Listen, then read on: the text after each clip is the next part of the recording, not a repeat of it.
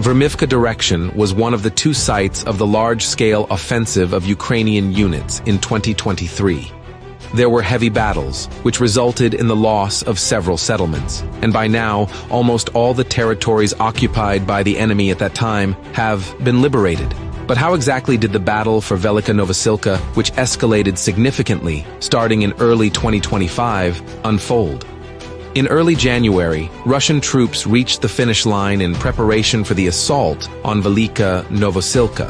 Advance units reached the southern and eastern outskirts of the settlement, while partially encircling Neskuchne from the west. By January 14th, the enemy was knocked out of Neskuchny, and by January 17th, the Russian flag was raised over the ruins of a two-story building on Gagarin Street.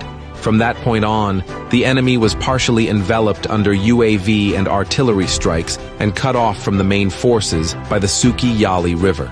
Somewhat later, Russian troops conducted clearing operation in the forest belts to the north of the settlement, engaging in fighting on the outskirts. Another direction of attack was between the rivers Kashlahak and Shaitanka, where they were able to get a grip on the buildings almost immediately.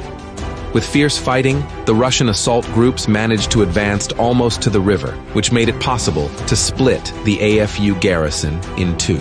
Part of the encircled enemy forces was destroyed, another part was forced to surrender, and by January 25th, the cauldron in the south of the settlement was wiped off.